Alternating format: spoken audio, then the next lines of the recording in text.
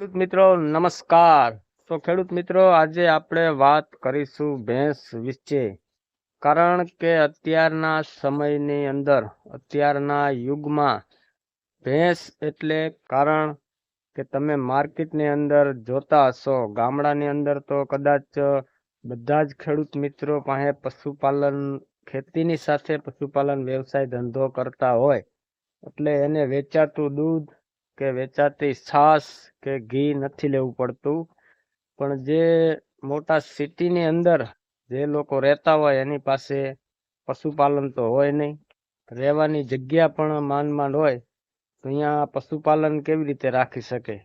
એટલે સિટીમાં પણ ઘણા બધા ખેડૂત મિત્રો હોય, ન હોય એવું નહીં, પણ ભેંસ એ અત્યારના યુગમાં કે દૂધના ભાવ એટલા, છાશના ભાવ એટલા, દહીંના ભાવ એટલા, અને સામે ગાયના ઘીની તો વાત જ ન થાય એવા ભાવ, સાથે ભેંસના ઘીના પણ ભાવ એવા।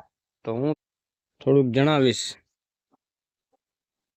મિત્રો। અમારે વાડીએ અત્યારે 2 ભેંસો બાંધી છે, ગામમાં હે બીજી ભેંસો, 2 ગાયો હે અને 2 ભેંસો ગામમાં ને 2 ભેંસો વાડીએ। હવે આ ભેંસોને મિત્રો તમે ગમે તેટલો ઘાસચારો નાખો એ ખાઈ જ જાય। અમે સવારમાં આવી અને 2 ચાહટિયાના પૂરા નાખ્યા અહીંથી વાઢીને, તો બસ અડધી કલાકમાં તો ખાઈ જાય। અને તમે જોવો આનું શરીર કે આ ભેંસ એકદમ દેશી,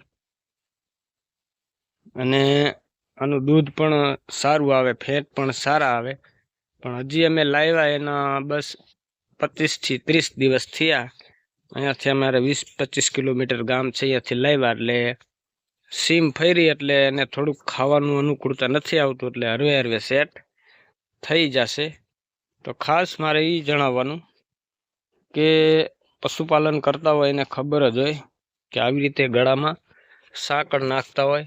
ઘણા બધા ખેડૂત મિત્રો રાઈસનો પણ ઉપયોગ કરતા હોય છે, પણ અમારે હમણાં જ એક એવી બની જઈ કે આવી રીતે સાંકળ, આ ભેંસ તો નહીં પણ હું તમને બતાવું કે આ ભેંસ રહીને મિત્રો અમારે ખીલેથી છૂટી કરો ને એટલે ડાયરેક્ટ જ ભાગે, બાંધી કંટાળી જતી હોય એટલે ડાયરેક્ટ જ ભાગે, ખાય એટલું જાય। એટલે આવી રીતે આની જે હાંકળ હોય, આ હાંકળની તમારે કોઈ દિવસ ખીલેથી છૂટી કરો ત્યારે હાથની અંદર આંટી નહીં રાખવાની, રાઈસ હોય કે હાંકર હોય, હાથમાં કોઈ દી આંટી નહીં રાખવાની। કારણ કે જો હાથની અંદર આંટી રહી જશે તો જ્યારે ગાય ઓછી ભાગે પણ ભેંસ જો ભાગે તો અહીંયા અમારે હામા સેઢા લગી ઊભી નથી રહી શકતી। અને એક બીજું કે અમે હમણાં અહીંયા એક આંબો વાવ્યો હતો, હું તમને બતાવું। હવે મિત્રો આ આંબાનો ભાંઠો તમે જોતા હશો કે અત્યારે હાવ હુકાઈ ગયો છે। તો આ એટલા માટે હુકાઈ ગયો છે કે ભેંસને આ આંબાની સાથે શું વિરોધ હશે એ હજુ સુધી અમે જાણી નથી શક્યા। તમે જાણતા હોય તો અમને કોમેન્ટમાં જણાવજો। જ્યારે પણ ભેંસને છૂટી કરી એટલે ભાગી અને આંબા પાસે આવી અને આંબાને મંડે ખૂંદવા, શીંગડા મારવા। એટલે આંબો મસ્ત મજાનો હતો, 12 આંબો હતો, એની અંદર આ વર્ષે તો 2-3 કેરી પણ આવી જઈ હતી। થળિયું નાનું છે પણ 12 હતો એટલે મસ્ત ફૂટી અને 4 થી 5 ફૂટની હાઈટ પણ થઈ જઈ હતી।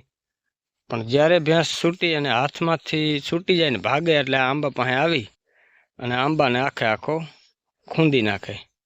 એટલા માટે ખાસ જે પશુપાલન કરતા હોય અને સાથે ખેતીનો વ્યવસાય હોય, ખેતીનો વ્યવસાય પણ કરતા હોય, સાથે પશુપાલન પણ કરતા હોય, એ ખેડૂત મિત્રોને ખાસ જણાવવાનું, આનાથી તમારો હાથ, પગ કે તમારા શરીરનો કોઈ પણ અંગ ભાંગી શકે છે।